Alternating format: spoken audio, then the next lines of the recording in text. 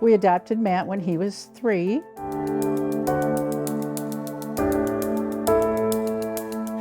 I can show you my stuff. Here's my jetpack. We didn't know anything about autism, ADHD, fetal alcohol, and he also had attachment disorder. So my son Drew is a young man with autism. He has some challenges in maneuvering through life. We saw a doctor in Detroit when Danny was 3. He said, yes, Danny definitely has autism. The outlook essentially is dire. You know, he may have to be institutionalized. And we're like, you know, jaws on the floor. Fortunately, we didn't want Dr. Walker to be the last word. So we've been thinking about what Drew's adult life might look like for a long time. You know, it's scary for all parents kind of watching their kids age and get towards independence. When you have a kid with disabilities, you're always on guard, constantly. Then the question is, what is their life going to look like? And where are they going to live? What are they going to do? The services that are offered by the state are group homes, and they're not always the best. That's not really an environment that we thought he could thrive in. I remember at that time feeling so panicked that there was not going to be a future for Matt outside of living with us for the rest of our lives. And then what happens to him? Drunken sailor medley? Yeah. All right.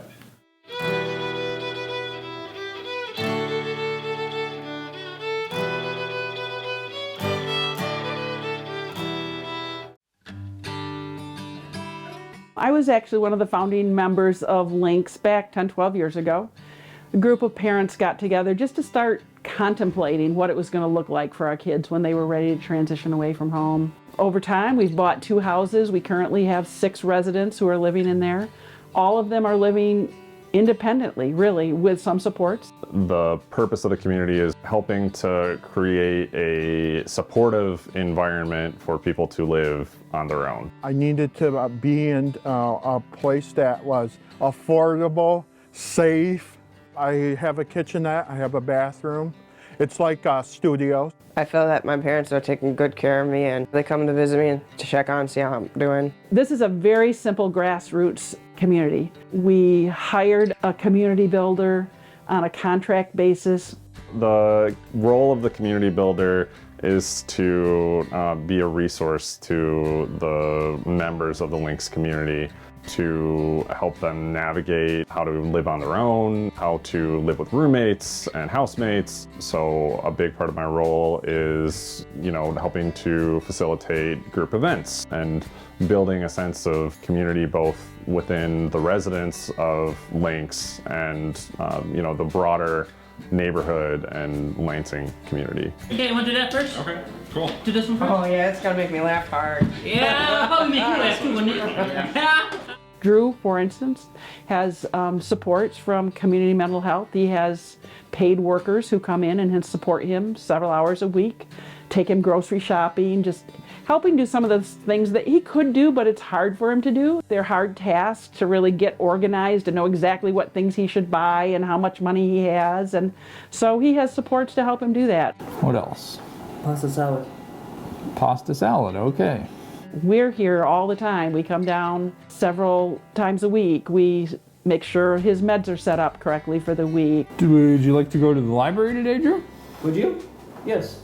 They don't live in a group home setting where there are staff helping them with daily living tasks all the time. I'm not a full-time staff, I'm not here all the time. The residents of the Lynx community, they are learning to live independently without daily help. It's not a one-size-fits-all. You have as much support or as little support as you need.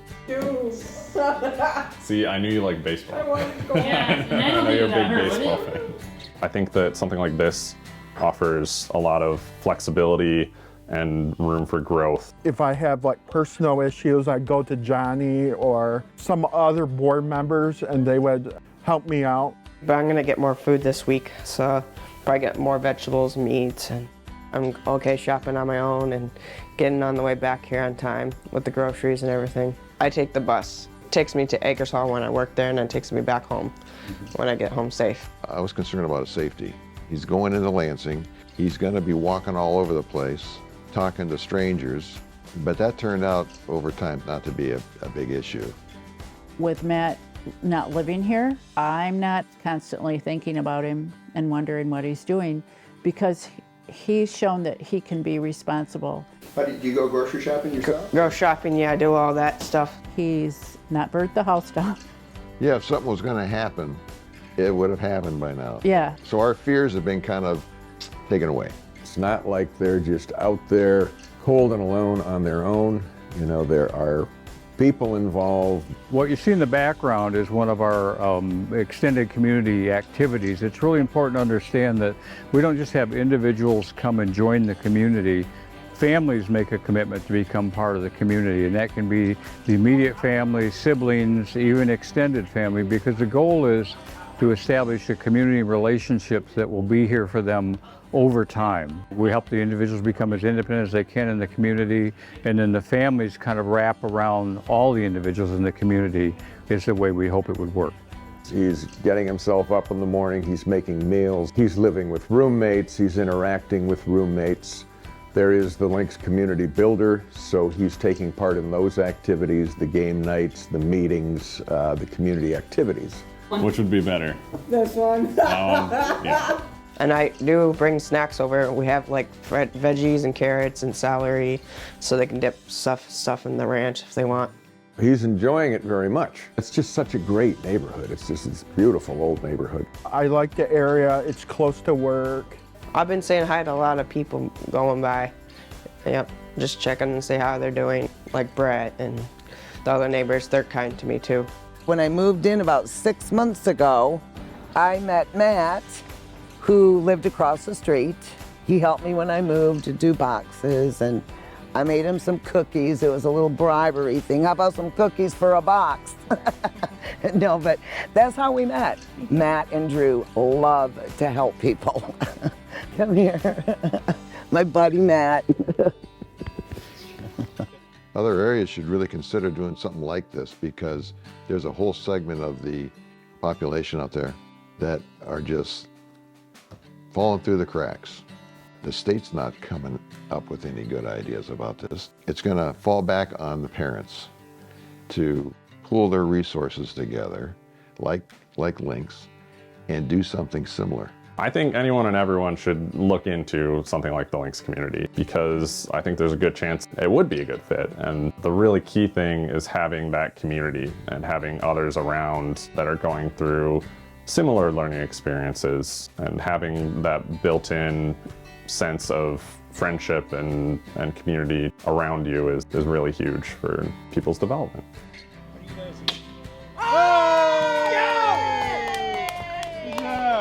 I would advise people to just, really get to know the community, get to know the organization, come to some of the meetings, the events, and then make an assessment.